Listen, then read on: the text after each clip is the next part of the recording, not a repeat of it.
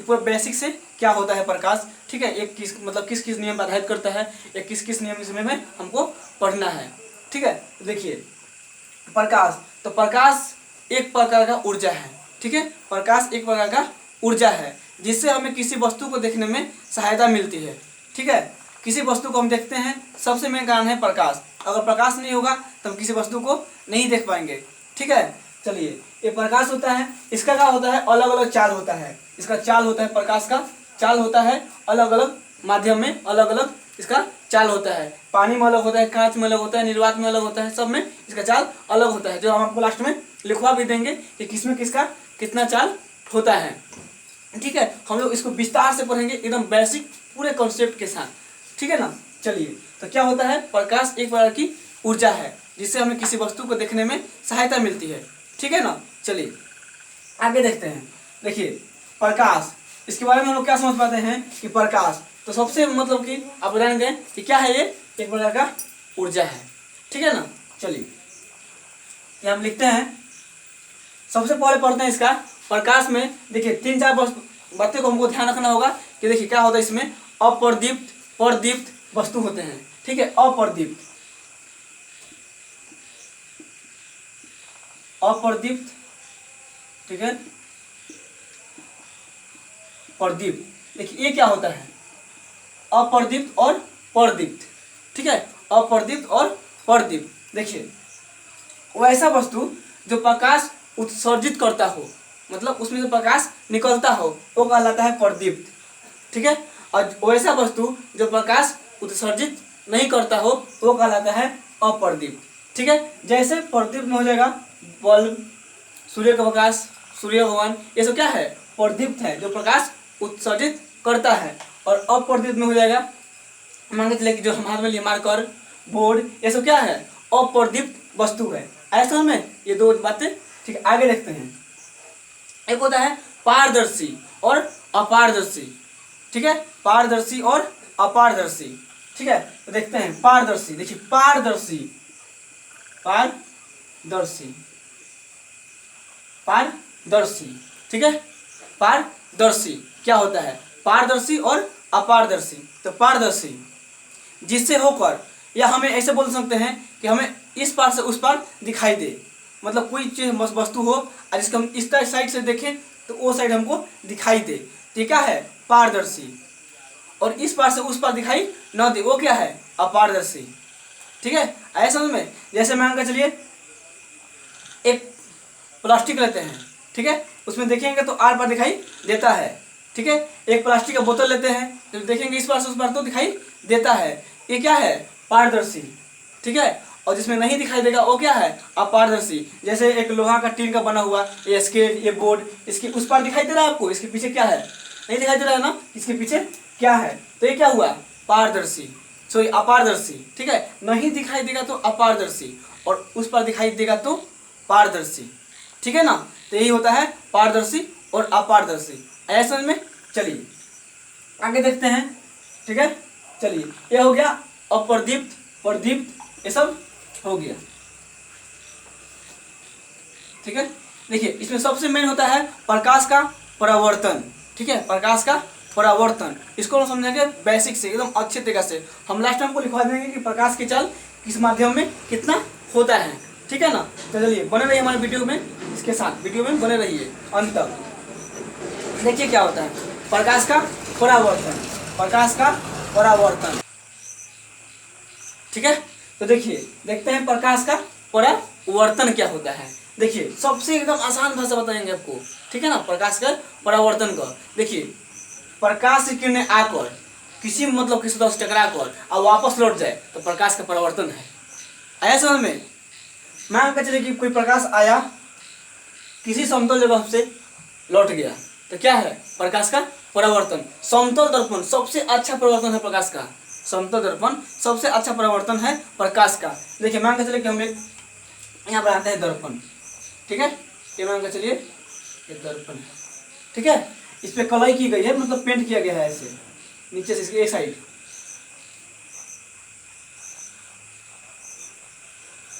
क्या किया गया है, पेंट कर दिया गया है एक साइड। आप देखोगे दर्पण, यहाँ मैं दिखाता हूँ आपको दर्पण, ठीक है। देखिए यह है दर्पण, ठीक है, इधर देखिए पेंट की गई है, ठीक है ना, एकदम बेसिक समझिए।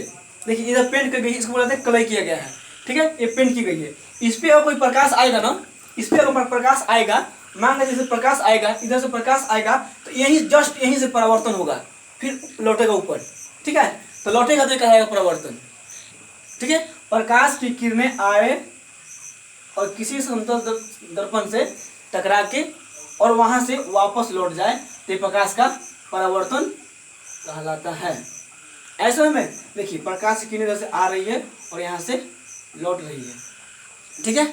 ऐसे में तो देखिए प्रकाश की किरणें आकर किसी समतल दर्पण से या किसी सतह से टकरा कर और वापस लौट जाती है, उसी माध्यम में ऊपर की दिशा में लौट जाए, ये प्रकाश का परावर्तन कहलाता है, ठीक है। चलिए अब देखते हैं कि ये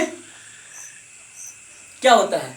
अब देखिए एक आने वाली किरण और एक जाने वाली किरण, याद रखिएगा, एक आने वाली किरण और एक जाने वाली किरण, इसको क्या बोलते हैं, ठीक है। देखिए आने वाली किरण को आपतित किरण, क्या, याद रखिएगा, आने वाली किरण को बोलते हैं आपतित किरण,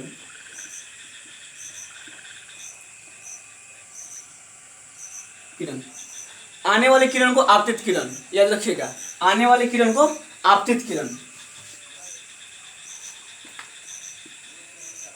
परावर्तित किरण, ठीक है, याद रखिएगा इसको ठीक से, जाने वाली किरण को परावर्तित किरण, आने वाली किरण को आपतित किरण। ऐसा में जाने वाली किरण को परावर्तित किरण और आने वाली किरण को आपतित किरण, ठीक है, ठीक है। और देखिए आपतित किरण और परावर्तित किरण को दो भाग में बांटने वाली रेखा को लंब कहते हैं, लंब। यहां से एक लंब खींच दीजिए, इसके एकदम बीचों बीच आएगा, थोड़ा सा तिरछा लग रहा है, ठीक है ना, एकदम बीचों बीच आएगा यहाँ से, ठीक है।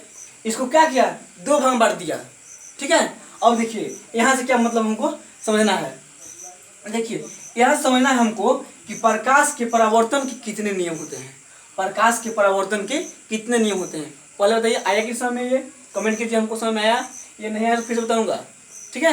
ये समय है ना, आपतित किरण, आने वाली किरण को आपतित किरण, जाने वाली किरण को परावर्तित किरण। जब प्रकाश की किरणें आकर किसी सतह से टकराती है और वापस लौट जाती है तो प्रकाश का परावर्तन कहलाता है, ठीक है। प्रकाश के परावर्तन के दो नियम होते हैं, कितने नियम होते हैं, तो दो नियम होते हैं, दो नियम होते हैं, ठीक है। प्रकाश के परावर्तन के दो नियम होते हैं, ठीक है ना, प्रकाश के परावर्तन के दो नियम होते हैं। एक नियम भले याद रखिएगा कि आपतित किरण और परावर्तित किरण बराबर होते हैं, ठीक है। इसको बोलते हैं आपतन कोण और परावर्तन कोण भी यहाँ पे बोल सकते हैं। देखिए यहाँ पे कोण कहाँ बनता है, याद रखिएगा, ये जो समतल है ना, यहाँ से कभी कोण मत बनाइएगा, ये गलत हो जाएगा। याद रखिएगा लंब और आपतित किरण के बीच जो कोण बनेगा ये आपतन कोण, कौन कौन, आपतन कोण, ठीक है। परावर्तित किरण और लंब के बीच जो कोण बनेगा वो कौन सा कोण होगा, परावर्तित कोण, परावर्तन कोण, आपतन कोण और परावर्तन कोण, ठीक है। याद रखिए अगर इसका मान थीटा है तो इसका मान में क्या होगा, थीटा। इसका मतलब हुआ कि इसका मान 30 डिग्री, इसका मान भी 30 डिग्री, इसका मान 20 डिग्री, इसका मान भी 20 डिग्री। तो एक नियम है कि आपतन कोण परावर्तन कोण बराबर होते हैं, आपतन कोण परावर्तन कोण के बराबर होते हैं। ऐसा में अब सुनिए दूसरा, आपतित किरण, परावर्तित किरण और लंब तीनों एक तल में होते हैं। देखिए एक तल बना दिया गया है, एक मतलब कि वस्तु मतलब एक जगह है, एक तल है, एक समतल दर्पण है, मान के चलिए दर्पण है, और उसी पे देखिए आने वाली किरण है, जाने वाली किरण है, और लंबवत पड़ा है वहीं पे, एक ही बिंदु पे, देखिए एक ही बिंदु पे ये तीनों आकर पड़ा है ना, तो एक तल में है। तो यही बोला जाता है कि आपतित किरण, परावर्तित किरण और लंब तीनों एक तल में ही होते हैं, ठीक है ना। हो गया, तो देखिए ये है आपतित किरण, परावर्तित किरण और अभिलंब, ये तीनों क्या होते हैं, एक ही तल में होते हैं, ठीक है। अब यहाँ कौन सा कोण बना, तो आपतन कोण, ठीक है, आपतन कोण, ठीक है। और यहाँ क्या बनेगा, परावर्तन कोण, परावर्तन कोण, ठीक है। देखिए अब ये आपतन कोण किसे कहेंगे और परावर्तन कोण किसे कहेंगे, देखिए कहिएगा आपतित किरण और अभिलंब के बीच जो कोण बनता है उसे आपतन कोण कहते हैं। क्या, आपतित किरण और अभिलंब के बीच ये बना है ना यहाँ पे कोण, इसको क्या कहेंगे? आपतन कोण।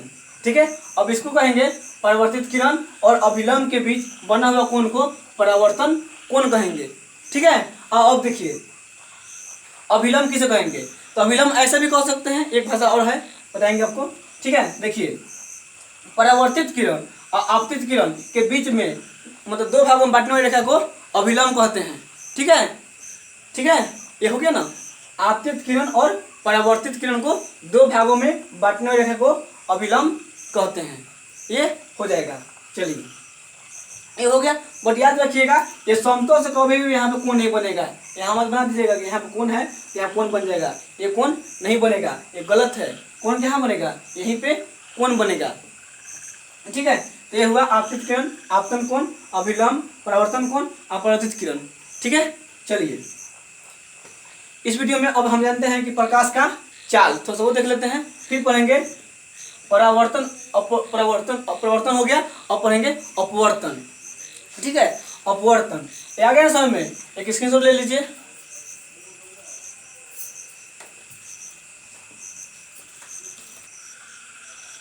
ठीक है, तो देखिए हम बताए थे ना कि प्रकाश की चाल कितना होता है, सब माध्यम में हम लिख दिए हैं प्रकाश का चाल, आप लोग स्क्रीनशॉट ले लीजिए। पहले हम बताते हैं क्या है। देखिए माध्यम निर्वात में सबसे अधिक होता है प्रकाश का चाल, याद रखिएगा, VVI क्वेश्चन है ये ऑब्जेक्टिव का, हमेशा पूछता है कि प्रकाश की चाल निर्वात में कितना होता है। ठीक है ना, तो कितना होता है? 3 × 10⁸ मीटर प्रति सेकेंड। ठीक है, कांच में कितना होता है? 2 × 10⁸ मीटर प्रति सेकेंड। जल में कितना होता है? तो 2.25 × 10⁸ मीटर प्रति सेकेंड। तारपीन का तेल, ठीक है, इसमें कितना होता है? 2.04 × 10⁸ मीटर प्रति सेकेंड। ये होता है हमारा प्रकाश के चाल में, माध्यम में प्रकाश की चाल। इसकी सब ले लीजिए और इसको याद कर लीजिएगा।